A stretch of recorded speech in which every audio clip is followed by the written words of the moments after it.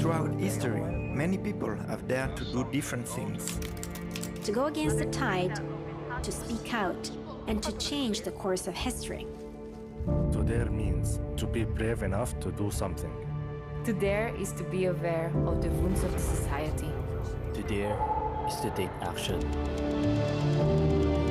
In this United World Week 2021, we want to dare to care. That is why, from May 1 to 9, we will build a global network of fraternal actions that put care at the center. Yes, it will be a global network, because beyond physical and cultural borders, we know that caring is universal value and that building a more fraternal world is possible. Many physical and digital events will take place. Some will be local initiatives, others global. People from all over the world will be connected. And you will be able to join in wherever you are. What matters is that every event and every person who joins has enough strength to build a more united world. By learning, acting, and sharing. And you, what do you dare to care of?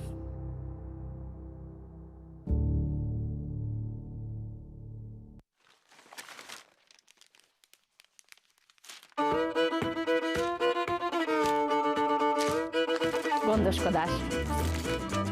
Polvódás. Care. Proteger. Забота. رعاية. Condução. Ter atenção. Sorge tragen. Niaisu, Cuidar. Aruga, Curar.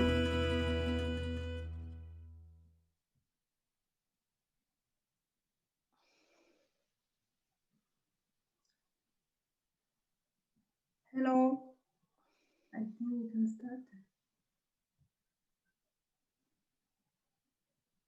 Hello, good afternoon to everyone, and welcome to this online roundtable. My name is Manuela Kenye. I am from Cameroon. Actually, I'm a master's student in economics and management here at the Sofia University in Italy.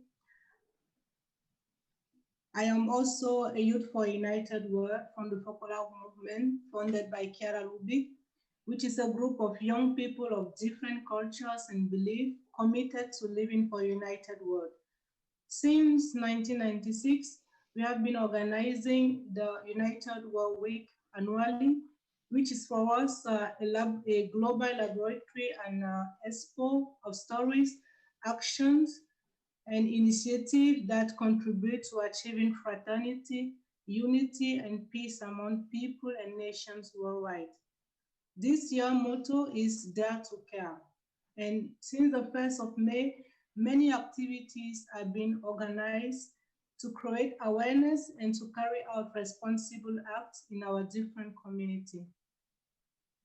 In this hard moment of health crisis that the world is living, it was also our responsibility to have a look on the main problem of vaccine availability and the importance of seeing it as a common good for all.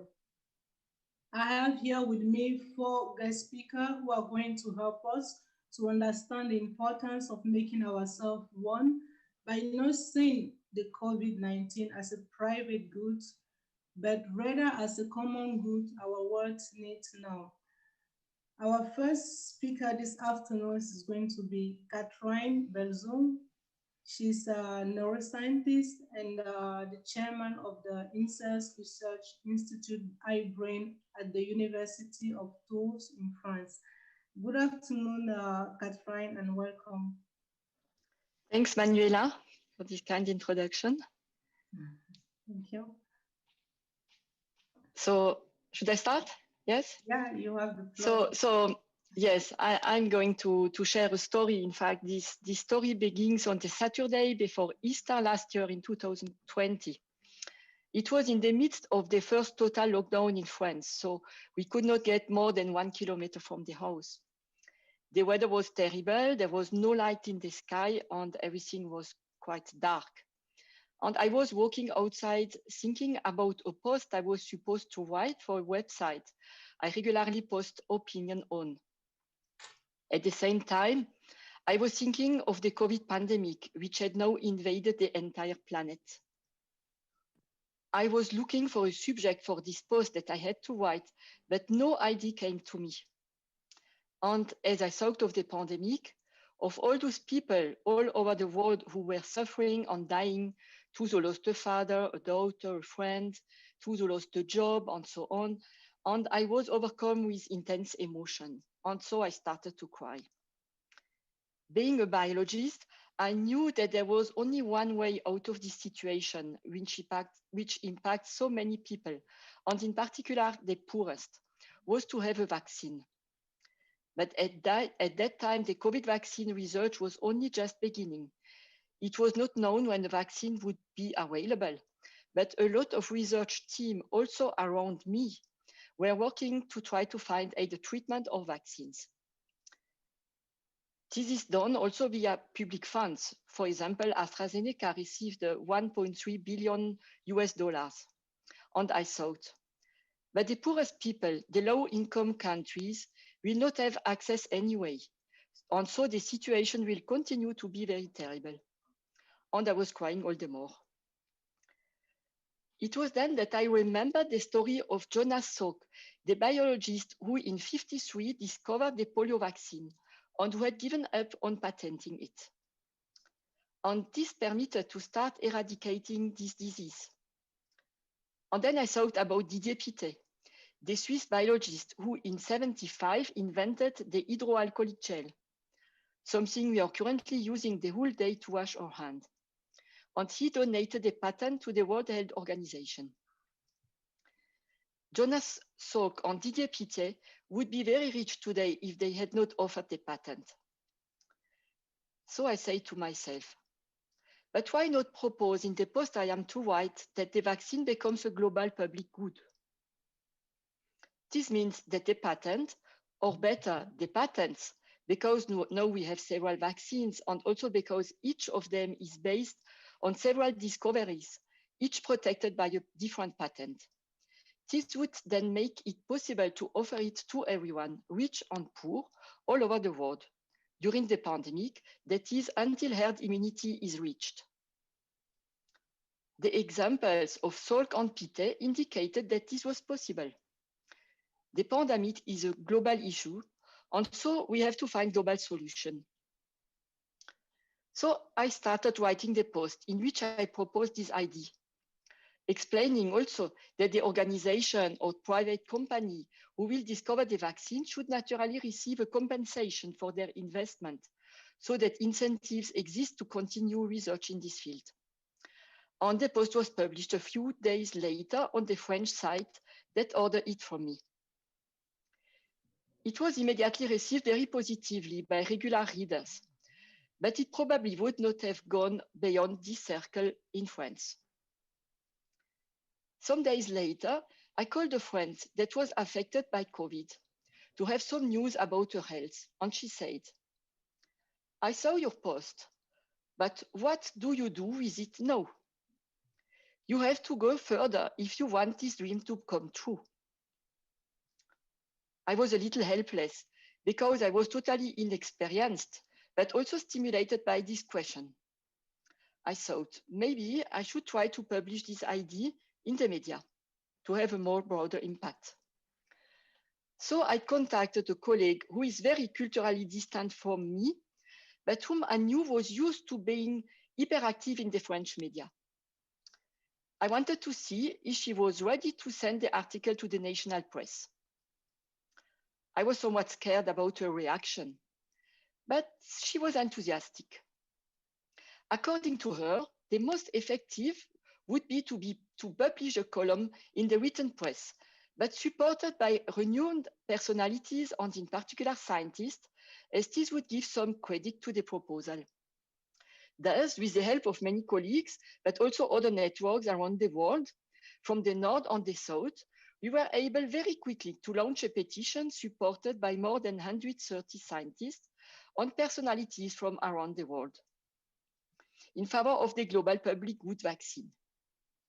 I was impressed by the personality who agreed to support the initiative, including several people present here at this round table, and also UNO's Nobel Peace Prize. The initiative was published in April 2020 in the national and international press, but also on television, for example, CNN Latin America, in various countries, raising a lot of hope. This story was totally beyond me now. Some weeks, months later, other people or organizations launched similar initiatives, and many personalities and people in situations to take decisions supported this claim, like the Pope Francis, heads of international organizations, head of states, and so on. Now the decision is in the hand of the World Trade Organization, as this is the agency that has competence for patents at the global level and can take the decision to waive certain intellectual property rights. In fact, up to last days, the initiative was supported by hundreds of the 164 World Trade Organization member states. But this week, USA and European Union joined this dynamic. I hope that it will be possible to move on rapidly, as for the moment, 1 in 4 people in rich countries had been given a vaccine dose, but only 1 in around 500 in low-income countries. Other initiatives exist, like COVAX, the global program for equitable distribution of COVID-19 vaccine, but it has so far been able to deliver only 54 million of the 2 billion vaccine doses it planned to distribute by the end of 2021. I also know that another aspect is to have sufficient production of the vaccine. This is to have very specific manufacturers. For example, Africa produces only 1% of the vaccine it administers, but some capacity to manufacture vaccine exists in Senegal, Tunisia, South Africa, Egypt. As soon as the intellectual property on the vaccine is waived, they can start some production. But this is another story in which we need to move on to allow low-income countries to be supported with expertise in technology. In conclusion, I think that this story underlines 2 main points. First, everything started with the capacity to have empathy for those who are suffering. As a neuroscientist, I know that empathy is rooted in our biology and can be stimulated or educated. Second, to go ahead with such initiative, it is necessary to build it on synergy between initiative from citizens, including scientists, and those from experts in political actions, members of international institutions. Thank you for your attention. Thank you very much, Caroline, for this great introduction about the initiative on why making the vaccine public. I will now call our second speaker, who is Salvatore Piri, who is a research fellow in health economics and innovation management at La Scuola Superiore Santa Anna di Pisa. He's going to talk about the economic implication of the vaccine. You have the floor, Salvatore. Thanks, Manuela. Thanks a lot. It's a great pleasure being here today with you and with all the speakers, talking about also the economic perspective of the vaccine as a common good. In fact, I'm fully agree with what Katerina said and with all the stories about rethinking the vaccine and the COVID-19 vaccine as a common good. But twisting a bit such a perspective, mostly related to the intellectual property right, which in this days raised a lot of attention. For instance, what said recently Pope Francis about it, and as well the US President Biden about the intellectual property right for the vaccine, for the COVID-19 vaccine, goes in the direction that Catherine basically said. If may I just share some slides just to give some of the example. One of the problem, one of the problem of the access to the vaccine is that right now, rich countries, high-income countries, have already purchased more than they need as a number of vaccines. So most of the vaccine has been already booked by high-income countries, leaving apart low-income countries. Just to give you another example, other figures, for 2021, 95% of the Pfizer doses have already purchased by high-income country. For Moderna, 90%. So we have a name for this phenomenon, which is called vaccine nationalism. Basically, vaccine nationalism means that poor countries will be left behind. That's the truth. Here, for example, we can see as for some countries in Africa and in Southern America will get access to the vaccine at the early 2023, which frankly is unacceptable as a timing. So what we can do, one of the points that we can put on the table to make some kind of pressures to our politicians and policymakers and opinion leaders and business leaders to change this status quo could be, in terms of economic perspective, see the impact of the vaccine, avoid the vaccine nationalism in terms of GDP growth. And for the other side, try to understand more what is the public opinion about the COVID vaccine access globally. And some of the evidence here, which I will show you, are not so intuitive and might be good, share more this position and this evidence.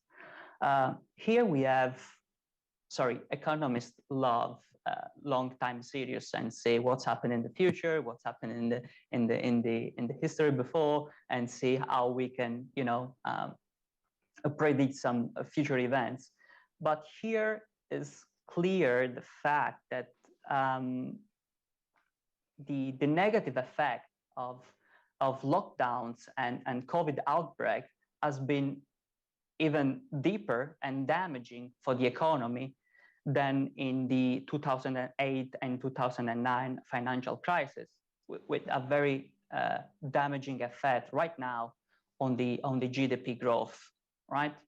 So, and one of the study here, some researcher at the RAND Corporation, which is a US think tank, which provide reports for policymakers, basically the authors prepared a series of what-if scenarios, considering what's happened if some countries get vaccinated and other countries not.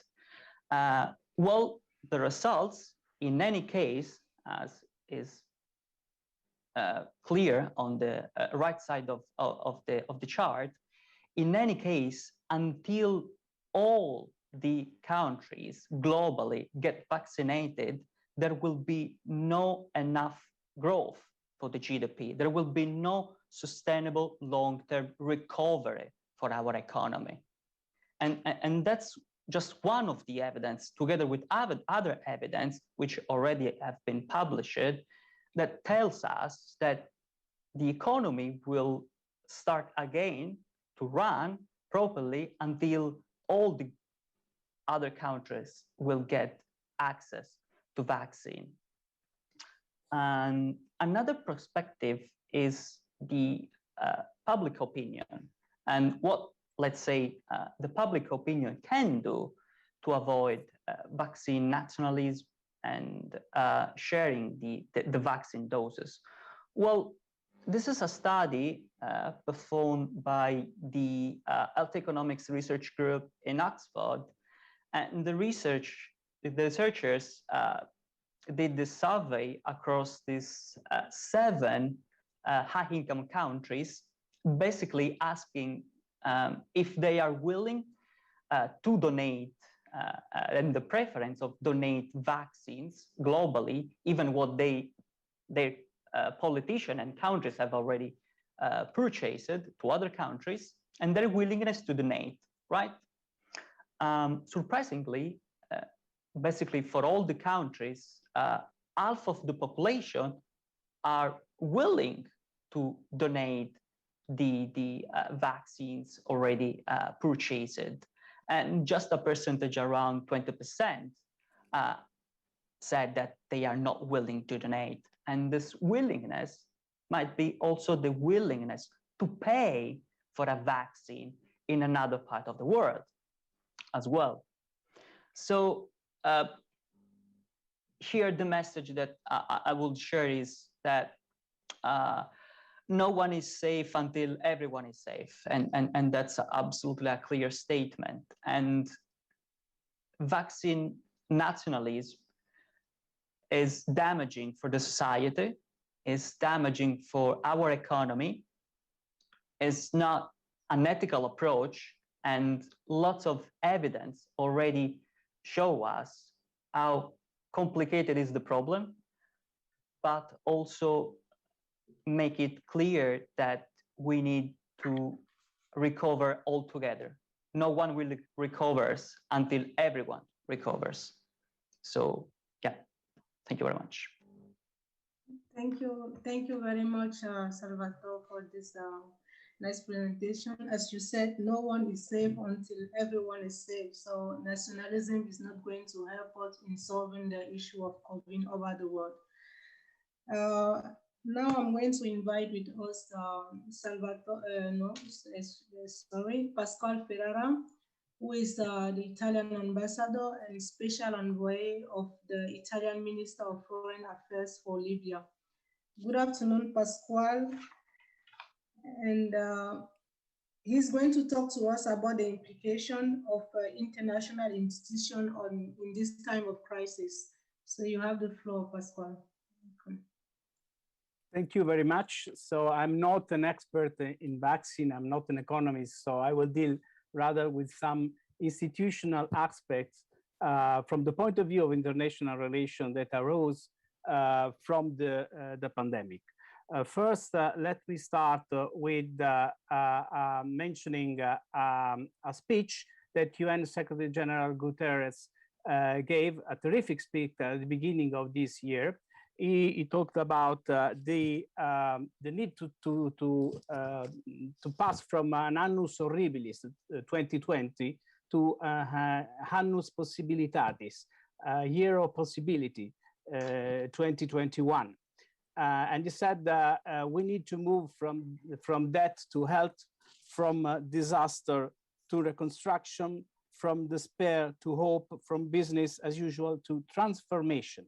And this is most important. He highlighted that the vaccines are the first great moral test before us in a post-pandemic year.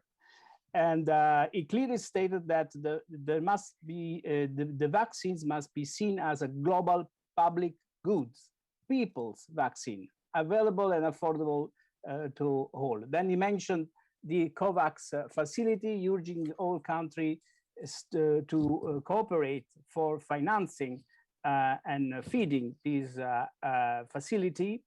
And also he said something very important that we have been experiencing during this terrible year. Science is succeeding, but solidarity is failing. So it's true that government have a responsibility to protect their population, but COVID-19, and I quote again the Secretary General of the United Nations, cannot be beaten one country at a time. So, but if we enlarge a little bit the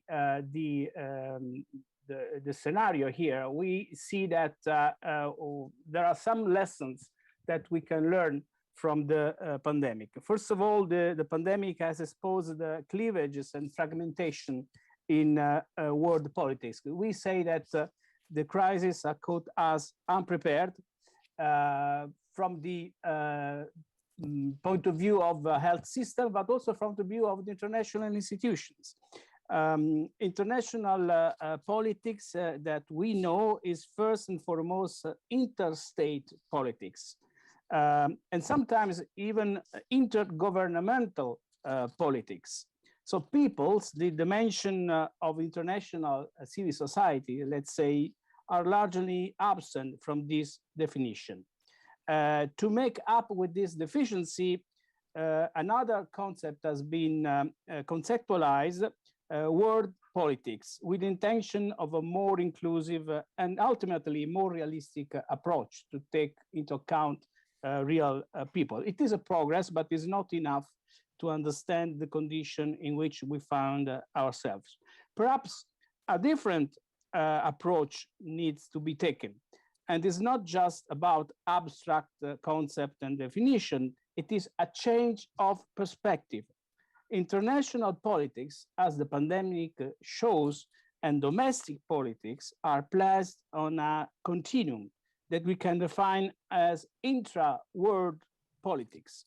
The central idea is the reality of a single world political space with different organizational configuration, of course. Many thinkers already spoke about the world becoming a world internal politics. World politics is becoming world internal politics. The consequences of this new condition are profound and should lead to reformulating the foundation of the process of political life at local, national, and international level.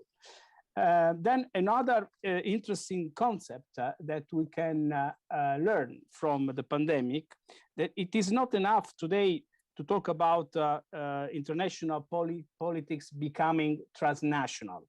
That is, events that take place largely across the borders of state, because also finance, speculation, for instance, organized crime are transnational. The important thing is the focus. Rather, we need to talk about pan-human politics. That is a politics that, without being content with simply being humanitarian, involves humanity as such, peoples, men and women, concrete human beings. For at least 2 decades now, we have been constantly talking about global governance, with extremely disappointing results. If we think, for example, of climate chaos or the control of the excessive power of finance, governance is a chimera if it is not capable of setting in motion serious mechanism of a coordinated response at the global level to the generalized risks created by pandemic and also a similar international event.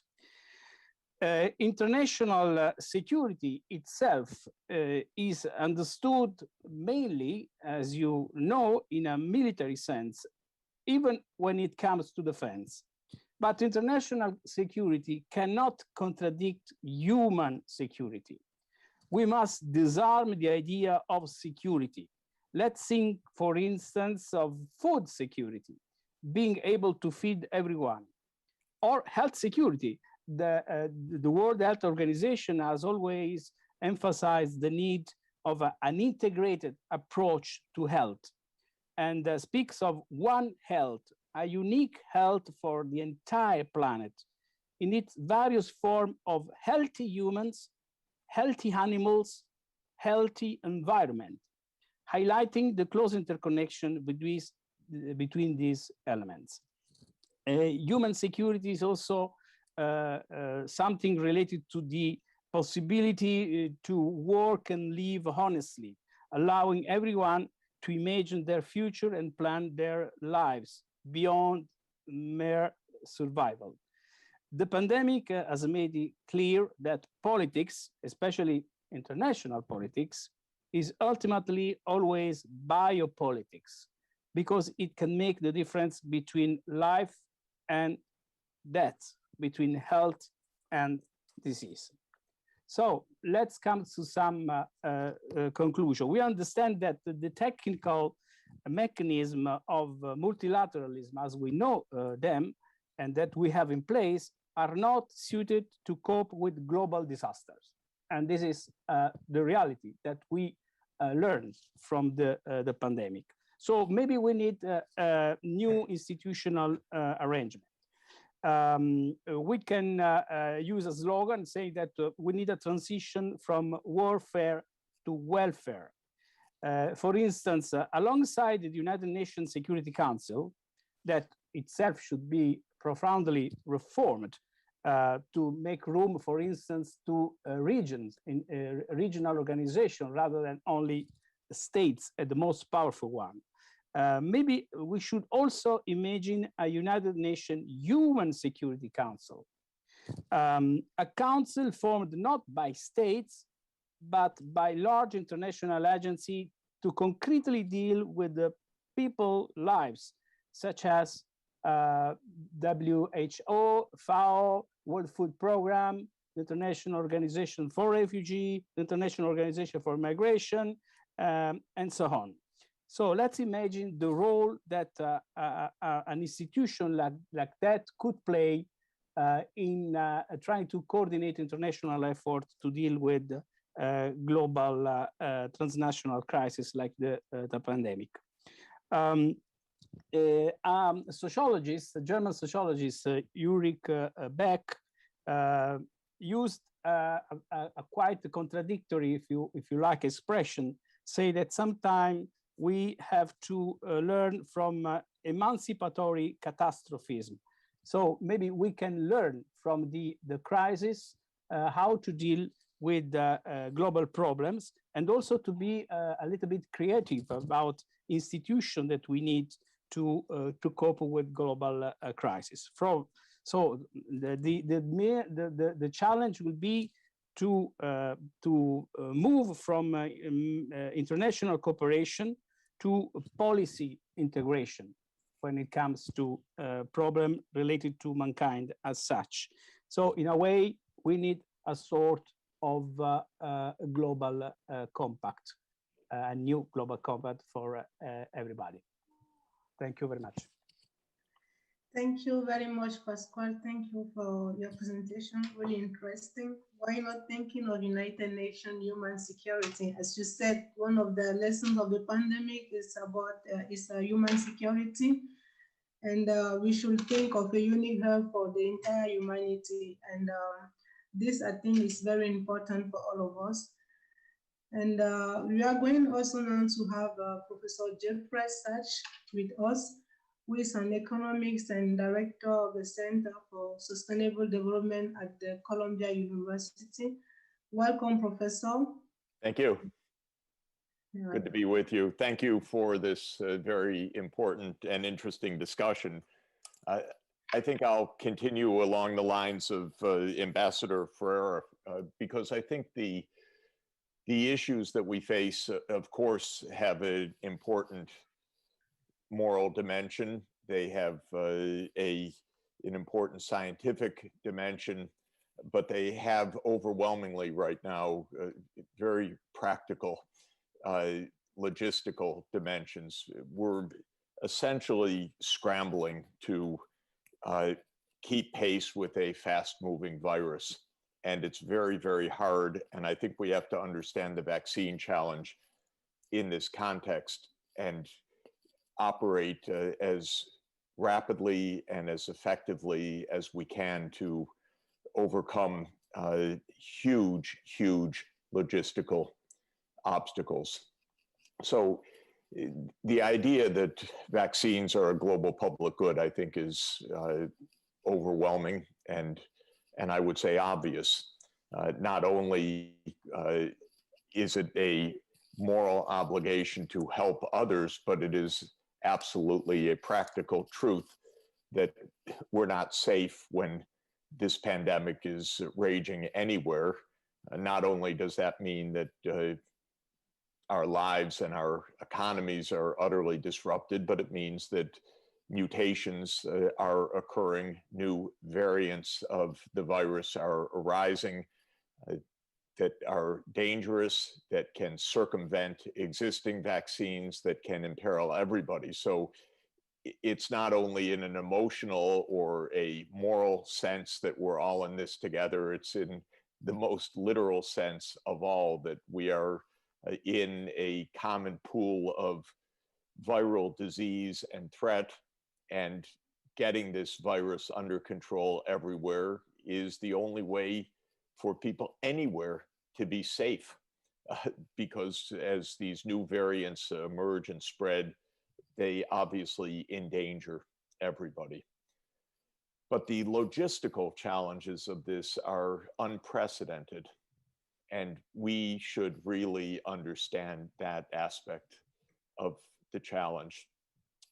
This disease was first identified in the last days of 2019 and the first days of 2020 as a new viral pathogen, and its sequence was put online by the Chinese scientists on January 11th, 2020.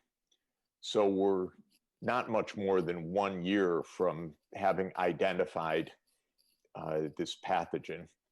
What is amazing and heartening and perhaps world-saving is that within 1 year, many candidate vaccines had been developed. This is not a case of hoarding knowledge. This is a case of discovery in an unprecedentedly rapid period. Never before in human history has an immunization regimen been developed so quickly to an emerging disease. Typically, developing vaccines take 10 or 20 years, and sometimes without success, even at that time interval. But within 1 year, in this case, we are the very fortunate beneficiaries of many vaccines. This is an extraordinary accomplishment and extraordinarily unlikely, I would say.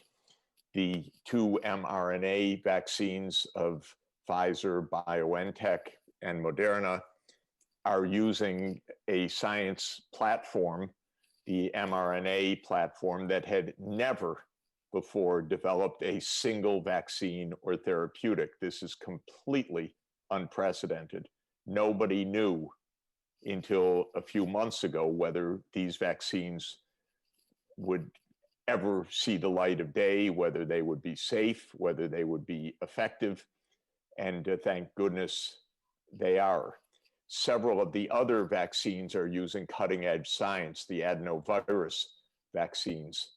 Whether they would operate, how they operate, what their efficacy is, which safety groups were completely unknown until very, very recently. Some are just being approved right now. The clinical data are just being approved. The vaccines developed by Sinopharm, Sinovac, and CanBio also, it's just 2 days ago that WHO has certified the Sinopharm vaccine. Events are happening so rapidly and so dynamically, and in the context also of emerging variants that require analytics of whether these completely new vaccines are even effective against the British variant or the South African variant or the Brazilian variant, or now there are new variants spreading in India, that we are in an unprecedented race against time. Until a few months ago, the hope was that it would be possible to immunize at least the most vulnerable groups. Quickly, when it became apparent that that would be possible, the goal expanded to immunizing the adult population with the hope that possibly, if there was enough coverage, there could be the reduction of the effective reproduction rate to below 1, that is so-called herd immunity, or breaking the transmission. That's a goal that's been adopted only within the last 60 or 90 days, actually. So we're in a tremendous race. Now, normally immunizations number around 120 million for children for basic childhood diseases like the DPT immunization. Suddenly, we're aiming for, with a completely new set of vaccines, not even approved in most of the world, we're aiming for scaling up and for coverage of a substantial proportion, 70 or 80% of the adult population. That's nearly 5 billion people. And that is, in every context around the world, an unprecedented challenge. So this is what we're really up against. And as Ambassador Pasquale Ferrara just said, we don't have standing institutions to do this. The intellectual property rights are good to be waived because maybe that will make a difference, but we shouldn't misunderstand. That doesn't suddenly solve this problem. It may be the most tangential single part of this issue, because the real issue is how to scale up production to cover 5 billion people in a period of time that is short enough to race ahead of a virus that is continuing to evolve. Now, all of this will require unprecedented global cooperation. This is to be sure. So thanks God we got rid of Donald Trump, who was a psychopath and completely against any kind of cooperation with anybody. And now we have a president of the United States who is in favor of cooperation. We need cooperation at a global scale, of course, but effective cooperation, not rhetorical cooperation, logistical cooperation, financial cooperation, production cooperation. That starts with the countries that are producing the vaccines right now, Europe and the United States, India, Russia, and China. We need all of the vaccine producing countries to be cooperating to understand a logistical timetable for mass scaling up for covering 4.6 billion people in a campaign that has never been done before in history, and in the middle of a crisis that is unprecedented. So it's a profound practical challenge. There's some good news. And the good news is that even the incumbent companies, if they can fulfill their stated aims, will be producing more than 1 billion doses per month, actually, or around 500 million full coverage doses of people, because each person needs 2 doses for most of the vaccines on a monthly basis in the coming months. This is far more than is needed in the United States or Europe, and so it should be possible for the US to start making available massive amounts of vaccine around the world, for Europe to finish its current campaign and make available massive amounts for China, and so forth. And what we need is timelines, a global understanding of the production runs, global sharing of the vaccine supplies in a fair and timely way, financing to cover the costs of distribution, which will be in the tens of billions of dollars, most of which can be covered by countries themselves, their governments, but for poor countries, absolutely require special international financing, of which the IMF's upcoming allocation of new special drawing rights can make a big difference. We have global institutions that are charged with this responsibility, starting with the World Health Organization and with the brand new bodies called ACT-A, which are accelerated access for COVID technologies, and COVAX, which is the body under ACT-A to coordinate the global vaccine response. Those institutions so far have been underfinanced and overwhelmed. Not surprisingly, given the completely unprecedented nature of the opportunity for mass vaccination and of the urgency with completely untested tools up until now. So in this month, there will be a World Health Assembly. All of the world's health ministers called together by the World Health Organization. This is the time to see a clear layout month by month of how we are going to share, scale up, and distribute in practical terms vaccine coverage at a rate never before done in human history, but within the range of possibility given the number of vaccines and the range of production. Then in June, there will be the opportunity to ensure the financing with the allocation of special drawing rights at the International Monetary Fund. And if with Italy's leadership also in the G20, bringing together the world's major economies and all of the vaccine producing countries, we can have a coordinated response. It is logistically feasible, though still a long shot, but logistically feasible that by early 2022, there could be comprehensive vaccine coverage all over the world with the technologies that we have, the production capacity that we have, and easily the financial reach. What mostly stands in the way at this moment is the practical, extraordinarily difficult logistical challenges and the high-level political cooperation to ensure that all obstacles are quickly brushed aside so that a global scale planning and distribution system can be put in place. This is really our practical challenge.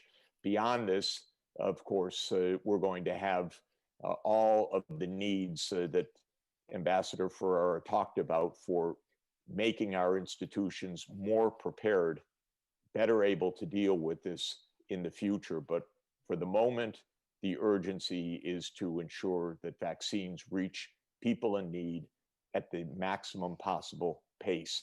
And for that, we need the United States, Europe, UK, China, and Russia cooperating closely together within the context of the World Health Organization, of which they are all members. Thank you very much. Thank you very much, Jeffrey. Thank you.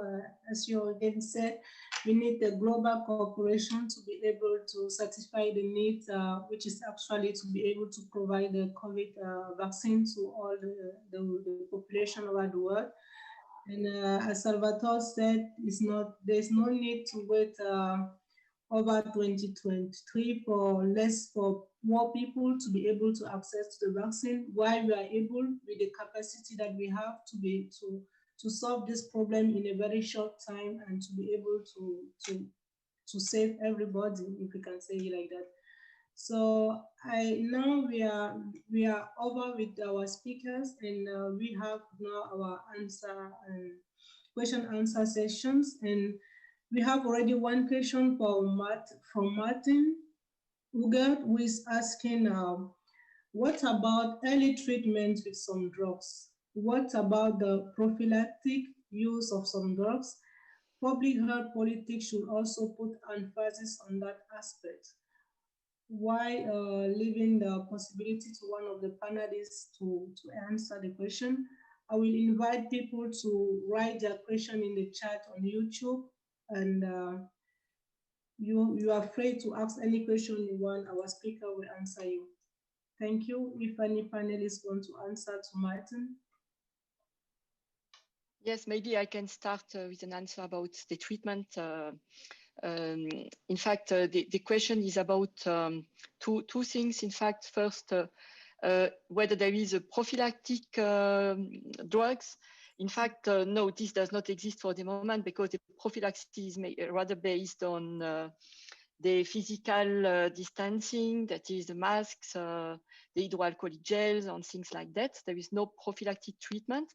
Then regarding, in fact, early treatment, that means, I suppose, treatment in patients that are not, that have not gone to the hospital. So this is based, in fact, the sole treatment for which there is some evidence are monoclonal antibodies. In fact, there are two monoclonal antibodies that can be administered to people that are at risk to develop some severe symptoms. So there is evidence that this works well. And otherwise, of course, for people who have already been at hospital, then there is some other drugs like remdesivir that are effective. So these are the main, and also dexamethasone. Dexamethasone is a very old drug. It has been shown to be very effective, as well as remdesivir, that is a new drug that also showed some effectiveness. So these are the main treatments that are available currently.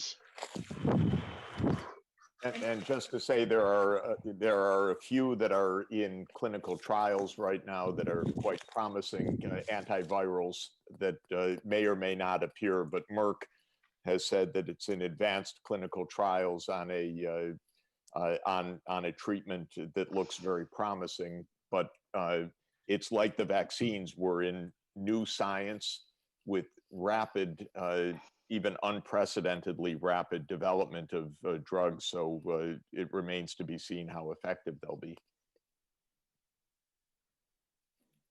Yeah, I just thought on this that, we have to carefully look at this kind of new drugs because, as Professor Jeffrey Sachs said, we are facing an unprecedented challenging, even under medical point of view.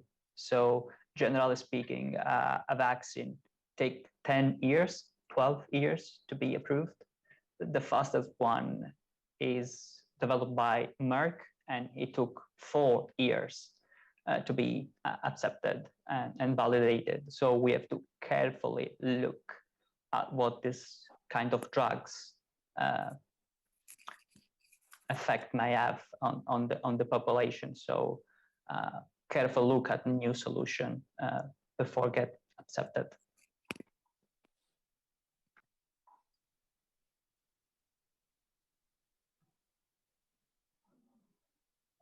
Grazie. Thank you, Salvatore. The floor remains open for all those who have questions. Feel free to ask your question. We are leaving the time to take all your questions and to be able to give some answers.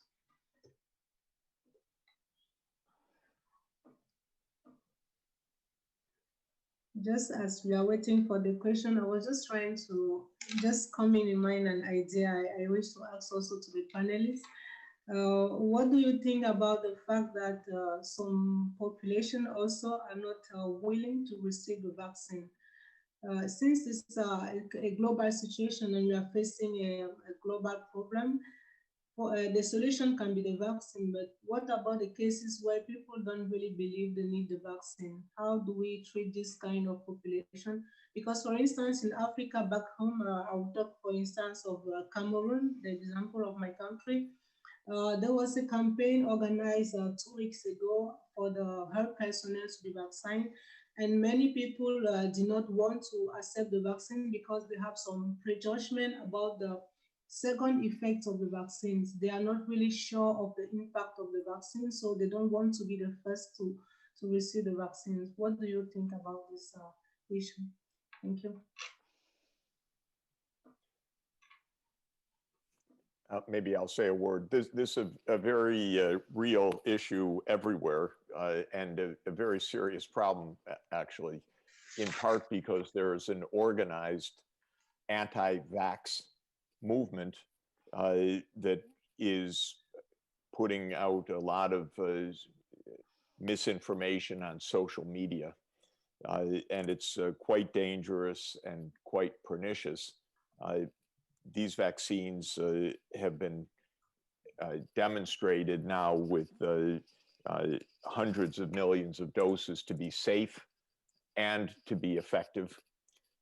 And the misinformation is dangerous because if a significant proportion of people do not take the vaccine, that itself is a kind of antisocial behavior, because the vaccines not only protect the individual, but also help to break the transmission. So this is a social responsibility to take a vaccine as well as a personal responsibility. We should help people to understand the nature of the vaccines, what is known about them, their safety, and their pro-social role from each of our own individual points of view, so that the case is protect yourself, protect your family, protect your community by becoming immunized. And this requires clear information, and it requires clear public leadership by public figures to explain on the basis of the science, the evidence, and the ethics why it's important to become vaccinated. Thank you. Thank you, Jeffrey. Thank you for this clarification. Maybe I can add something. So I completely agree with Professor Jeffrey Sachs on this issue, but I think there is also a broader problem there, which is the relationship between the politics and science. From one side, in the past, there have been some exploitation by politics of scientific findings, but this time I think there is another problem that arose just in the middle of the crisis, that politicians sometimes use science just not to take decisions. So it's a matter about political responsibility, because science can tell us many things, but at the end of the day, politics should take the responsibility to decide in what direction we should go. And of course, applying the precaution principle.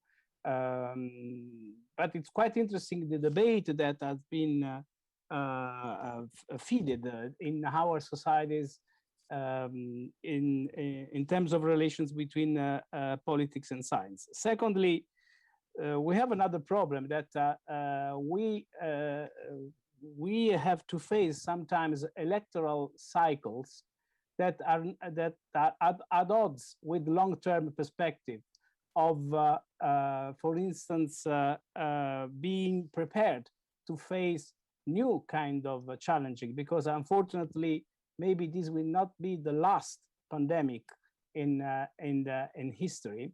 So how we prepare for that? What kind of investment we decide to make? Also in terms of public awareness of this risk. So it is a set of issues for politics and international politics that should be addressed, in my opinion. Thank you, Pasquale. And we have another question. We have some questions.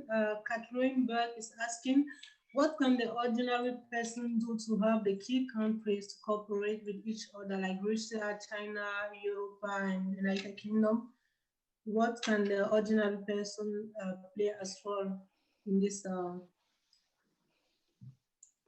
process of cooperation, if you can say like that? Yeah, I just jump in fastly on that.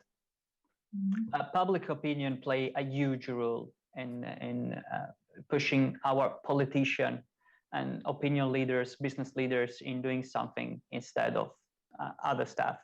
So what we can do practically is, for instance, support program like the COVAX program, look for national programs to sustain and campaigning for vaccine and shared vaccine globally. So there are some chance that we can do practically, and also one small piece that we can play daily is, for instance, try to, on social media, avoid vaccine hesitancy, try to share information, correct information, take more information about the situation. And, in this small daily activities, all of us, we can do the differences. So starting from that, we can scale up more concrete and practical action, like policy pressure to our politician in doing something more globally open to share positively such a challenge. Thank you, Salvatore. Thank you for the answer. Teresa Mitsu is asking, can you tell the advantages and disadvantages of patient breaking in the case of the vaccine?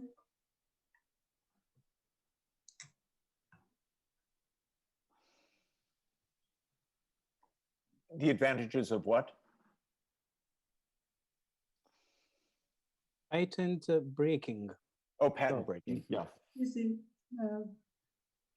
of patent breaking. Patent breaking. You see, patent. Yeah.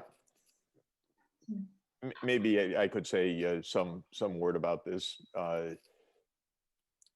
When the idea of patents was adopted worldwide in the World Trade Organization, so-called TRIPS agreement, the trade-related agreement on intellectual property, it was recognized already 20 years ago in 2001 that patents should not stand in the way of responses to public health emergencies, because this issue is not new with COVID-19. This issue already arose with the HIV/AIDS pandemic 20 years ago. And the debate that we're having now worldwide was already actually concluded 20 years ago, with the recognition that patents are an important instrument for spurring innovation, but they can also be a barrier to access. And so when public health emergencies are at hand, patents have to be given lower priority to the public health crisis. And the right under international law of countries to override patent rights was recognized in 2001. And then in 2005, that right was expanded to make clear that countries could override patents so that their own companies could produce not only for their own market, but also for exports to countries needing urgent medical supplies, whether vaccines or therapeutics. And so this principle is long established. And in this case, I think there's no question personally that we ought to set aside the intellectual property if this will facilitate the global response. And I think that it would not hurt the global response. It may not have a decisive difference because the main challenges are more logistical and capacity constraints than they are IP. but the waiving of IP could help scale up, and so it should be tried. It should not be relied on, though, because the main challenges are really something else, which is how to have an unprecedentedly large and rapid immunization campaign with new types of vaccines that are to be deployed at a scale never before deployed in human history in a very short period of time. That's more an organizational, logistical, geopolitical, and financial challenge than it is an IP challenge. But the IP should not stand in the way of that in any way. And I think that that is largely the consensus of most countries. I was surprised to see Chancellor Merkel apparently speak against this idea yesterday. That's disappointing. I think that Germany should reconsider that position. The United States usually is the big defender of intellectual property rights of its companies, but President Biden rightly said that IP should not be a barrier to global expansion of production and use. And that shows, I think, accurately and rightly, that we have a priority far, far higher than the patent rights right now. But again, we really need to appreciate that the biggest challenges are not this. The biggest challenges are the unprecedented scale of production, logistics, distribution that are being called for, because we've never had a global campaign of mass immunization coverage anywhere for anything like this on a timeline such as the one we're talking about.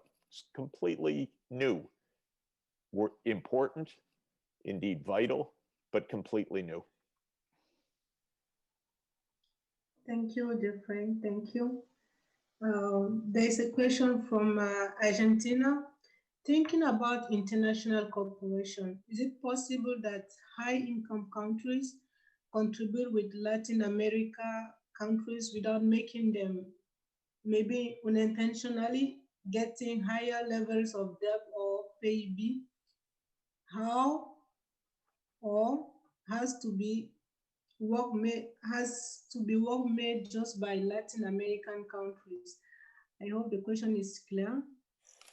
I don't know if you got the question well.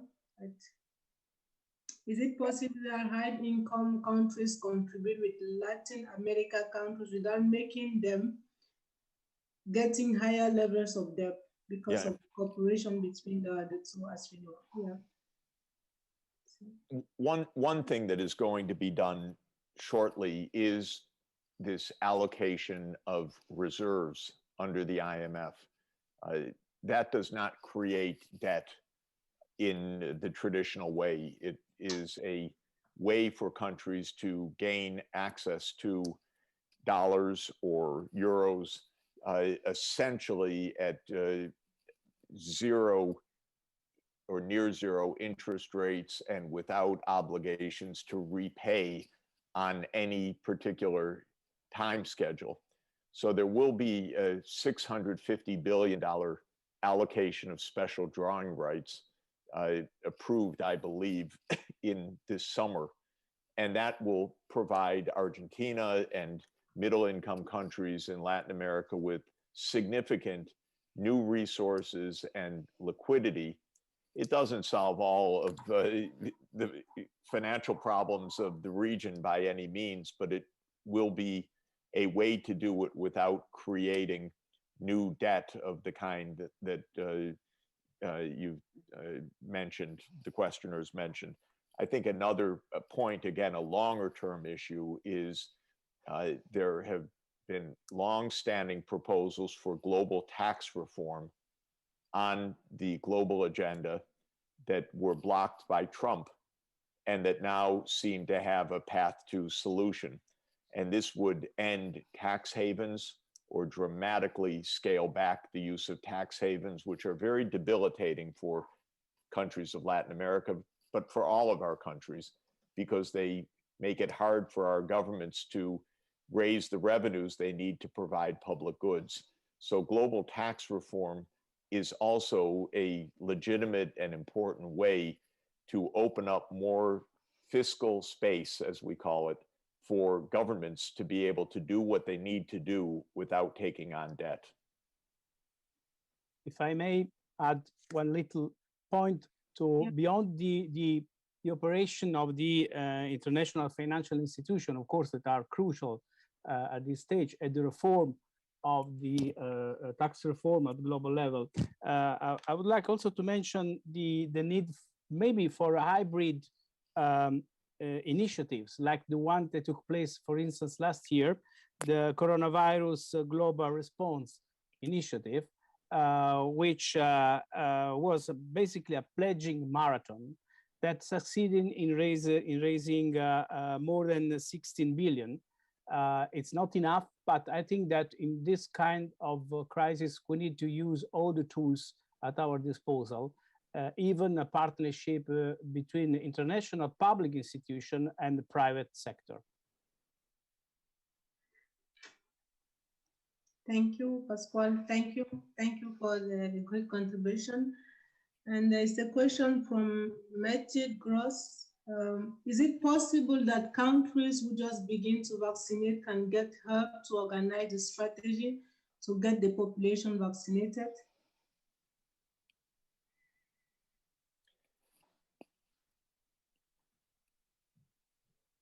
I think. Oh, sorry. No, I think that certainly countries who just start vaccination can benefit from the expertise of countries that already vaccinated their big portion of their population. Maybe in terms of, because vaccinating the whole population is a great challenge in terms of logistic and also in terms of communication, and so probably. Countries that will just start vaccination can benefit from also from bad experience sometimes of countries that already started. May I just jump in saying that, yeah, I think the COVAX program could offer a great help and improve the logistics and the supply of the vaccine those countries which need for, and they benefit from their program, which is starting 2009. So they have already well-known knowledge about how to improve the supply chain and the distribution of vaccines. So this country might benefit a lot from this experience. You know, one of the points is that everything right now is very disjointed because there is no overarching framework, despite having COVAX that says in a reliable way how much vaccine will be available to which countries on which dates for distribution and what kind of financing will be available to support that. So what happens now is that governments are completely in the dark about when vaccines are coming.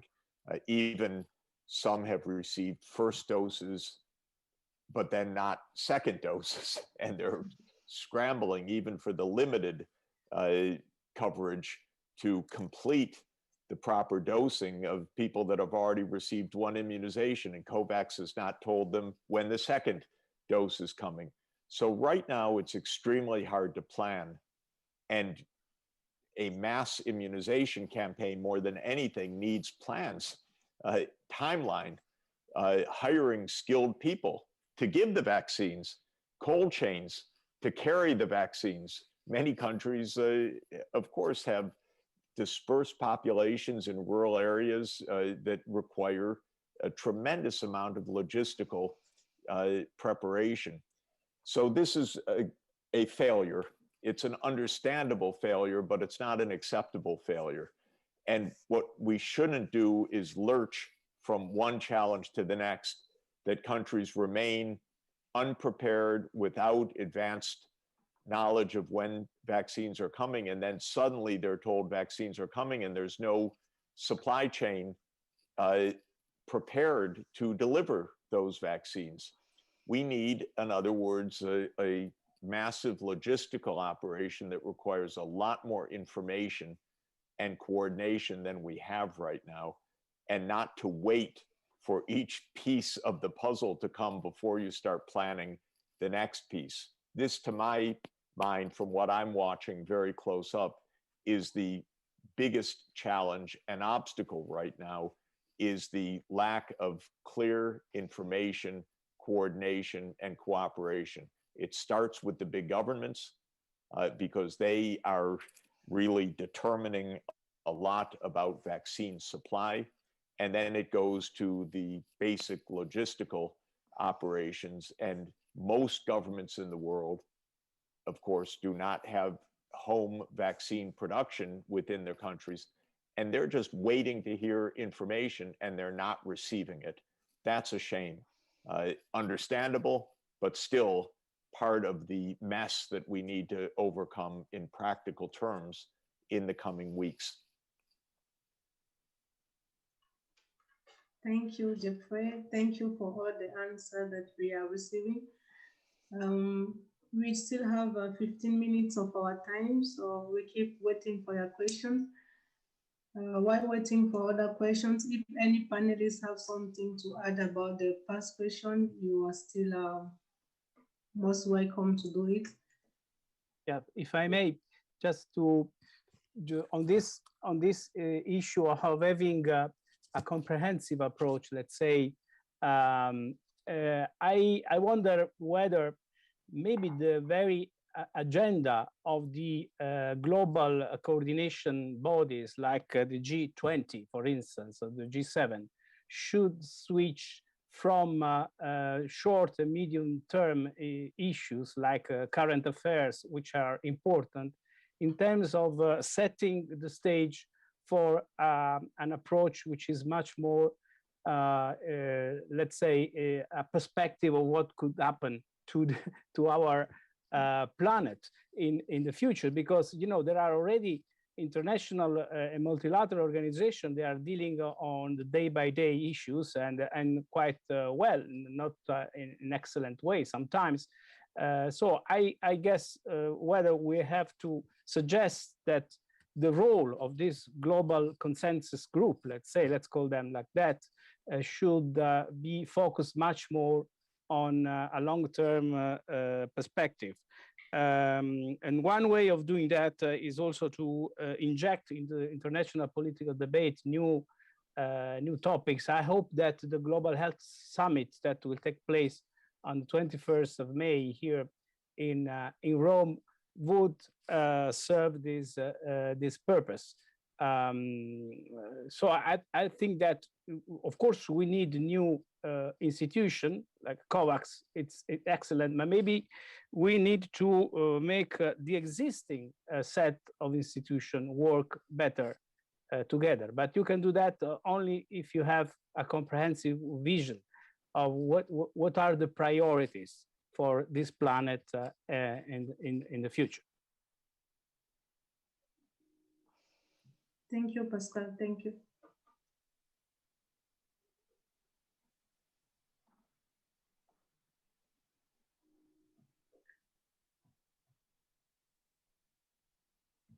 If there are no questions, let me take the time to agree then with the Ambassador Ferrara.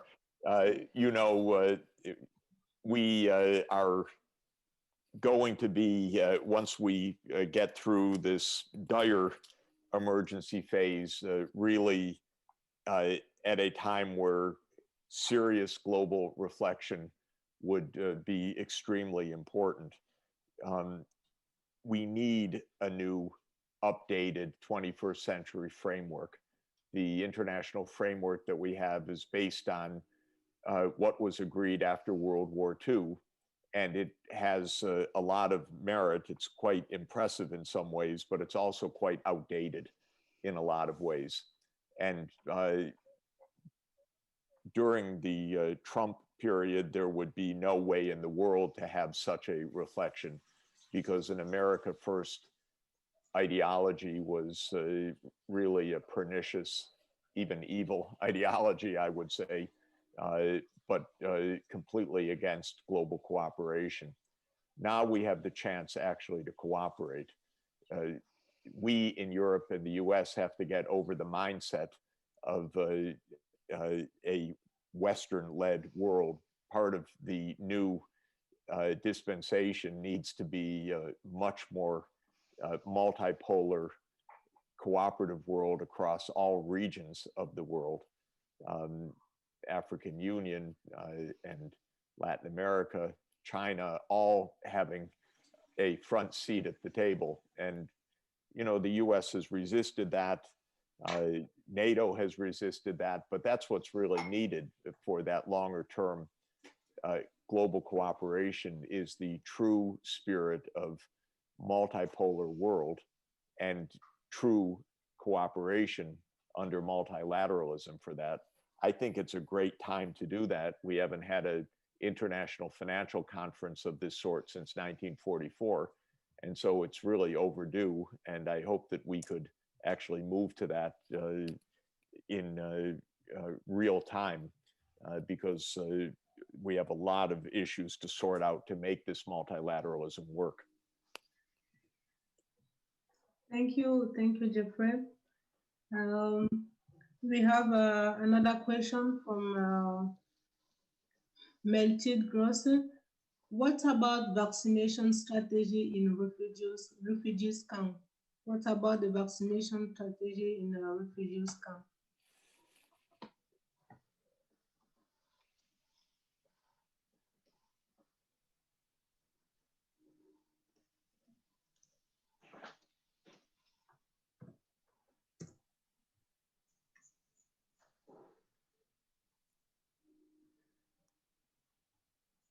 If I may, of course, it depends on the refugee camps where they are located, and above all, if international organization like the United Nations High Commissioner for Refugees is allowed to have a word on the organization of the camps. Of course, then rely on the availability of vaccines. So that can be provided by the host countries and by the international community, like facilities like COVAX that we mentioned. But this is a real important issue that has to do with the basic foundation of our international community. You cannot discriminate in a situation of pandemic between citizens and refugees when they are on the same territory. So they are exposed to the same kind of risks. So this is the very essence of being humans. And I think that in situation where there's not a balance between citizens and foreigners, let's say, or refugees or even migrants, we are faced with a big challenge to our values, I would say. I mean, I'm not talking about Western values. I mean, values related to the value of human life. So this can be shared by everybody.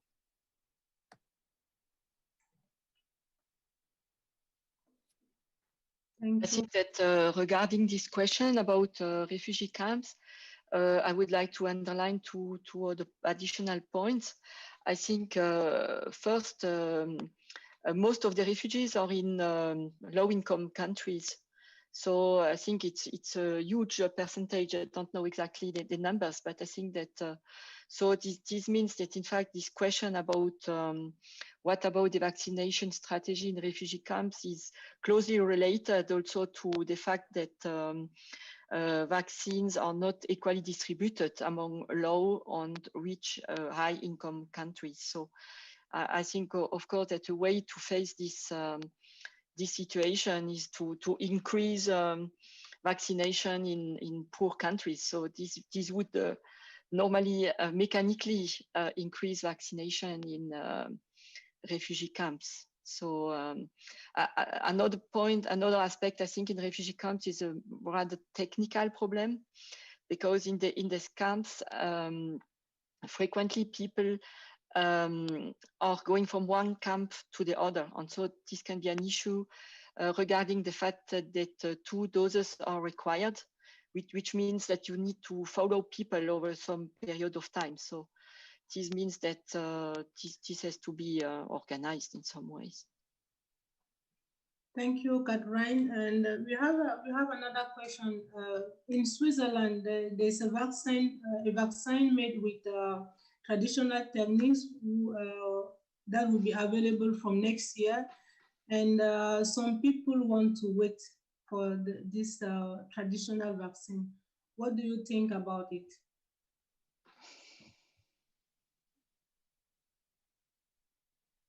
I think, first of all, that any vaccine of any claim needs to go through proper peer-reviewed clinical trials. This is the most important thing. From the beginning, there have been claims that have been completely false, made by presidents and prime ministers and others that have been very detrimental for the population. Trump, who was a complete idiot and knew nothing about science, kept making claims about different things and really disturbing the American people and the whole world. There have been presidents who made quack claims and died of COVID afterwards. So I would just say to people, the fact that something says natural, don't believe for that reason that it means anything in particular. I also believe right now that we have safe, efficacious, demonstrated vaccines, so I would encourage people to get immunized for your protection, for your family's protection, for your community's protection now. If there are candidate vaccines, let them be tested with scientific data and then internationally reviewed data. And peer review, where you publish in scientific journals against the scrutiny of other scientists, is the most proven method to ferret out false claims or bad ideas. So this is extremely important. And I therefore am very skeptical of any claim that says wait for something that is completely unproved and where we need not to wait, we need to protect. So I think that the urgency should also be understood. Thank you, Jeffrey. We are going to take surely one of this last question, I think, from Conlan Burns, who is Colin. I'm sorry if I'm not pronouncing well your name. President Biden has started talking about caregiving infrastructure in the US context. Is access to the COVID-19 vaccine the foundation for a more effective global caregiving infrastructure?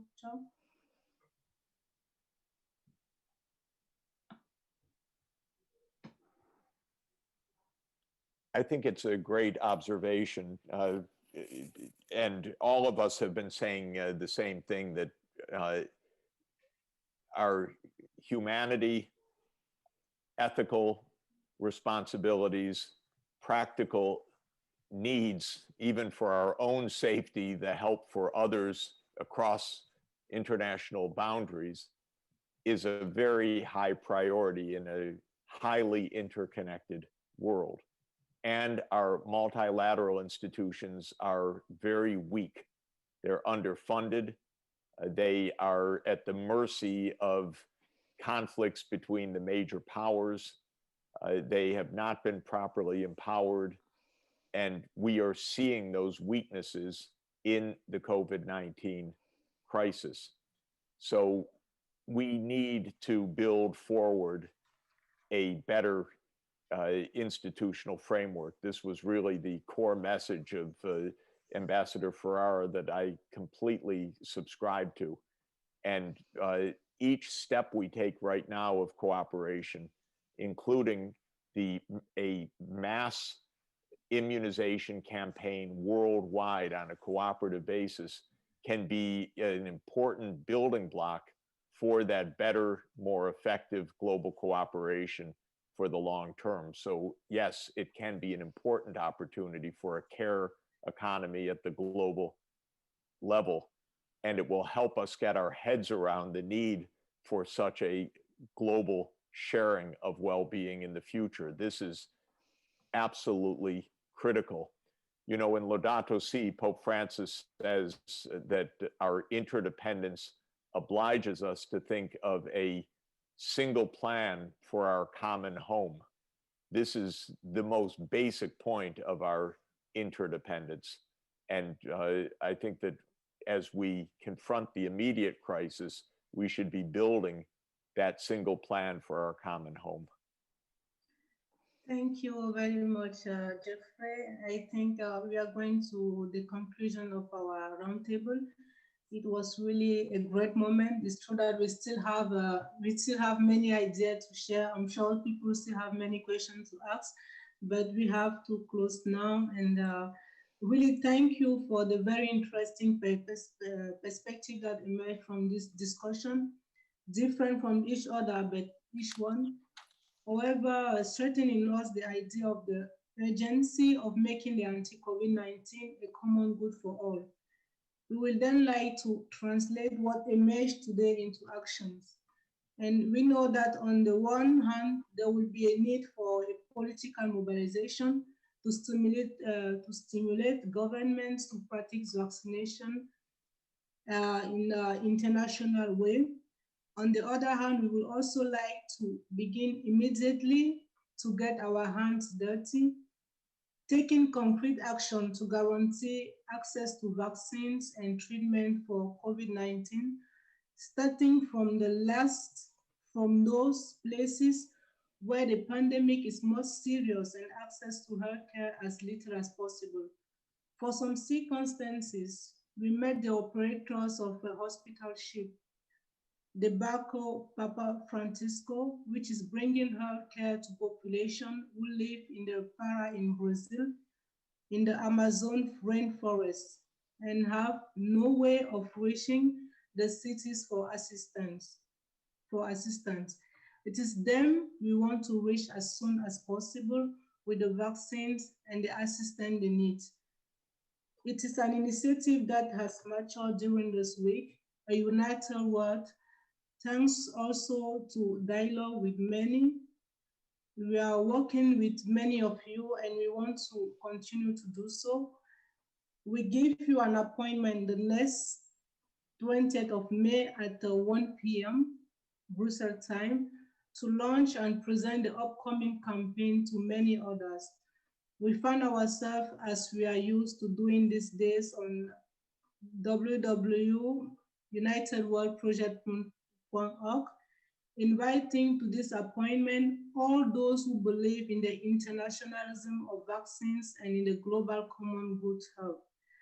Thank you once more for following us. Thank you for all those who were online from the whole world. Thank you to our four speakers, Catherine, Jeffrey, Pasquale, and Salvatore.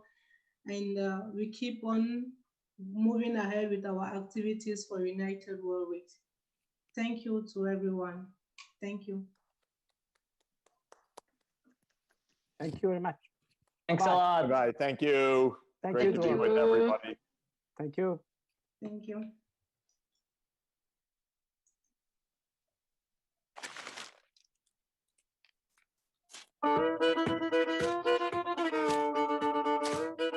Gondoskodás.